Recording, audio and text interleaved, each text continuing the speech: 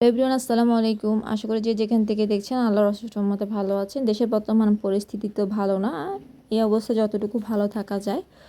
তো সকলে একটু দোয়া করব যাতে দেশের পরিস্থিতি শান্ত হয়, সেজন্য আল্লাহ যেন সকলে মনের আশা পূর্ণ করে। তো অনেক দিন ইন্টারনেট সংযোগ না থাকার কারণে কোনো ভিডিও আপলোড দিতে পারিনি।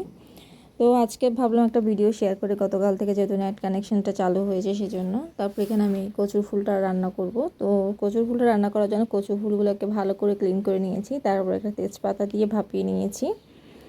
ভাপানো হয়ে গেলে আমি এটাকে একটা সাইডে রেখে দিব। আর এখানে কোনো পানি অ্যাড করে ভাপাই নেই, জাস্ট এটা নর্মালি ভাপিয়ে নিয়েছি। এরপর একটা কড়াইতে তেল গরম করে পেঁয়াজ কুচি, কাঁচামরিচ ফালি দিয়ে দিয়েছি। এরপর আমি চিংড়ি মাছ দিব।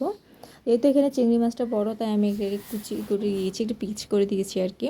তারপর আমি এখানে অ্যাড করেছি রসুন বাটা, জিরা বাটা। আর রসুন বাটাটা এখানে একটু বেশিই লাগে, কারণ কচু জাতীয় জিনিসে রসুন না দিলে গলা ধরার সম্ভাবনা থাকে অনেক কচুতে, এজন্য। তারপরে আমি লবণ, তেজপাতা, হলুদের গুঁড়ো, মরিচের গুঁড়ো দিয়ে মশলাটাকে ভালো করে কষিয়ে নেব।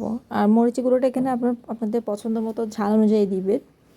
এরপর আমি কচুর ফুলগুলো দিয়ে দিব। কচুর ফুলগুলো দিয়ে এটাকে ভালো করে মিক্স করে নেব। এই রান্নাটা পুরোটাই কিন্তু তেলের উপরে হবে, আর এটাকে কিন্তু বারবার অনবরত নাড়তে হবে, তা না হলে কিন্তু এটা লেগে যাওয়ার সম্ভাবনা থাকবে, যেহেতু এটার মধ্যে কোনো পানি অ্যাড করা হবে না, সেজন্য।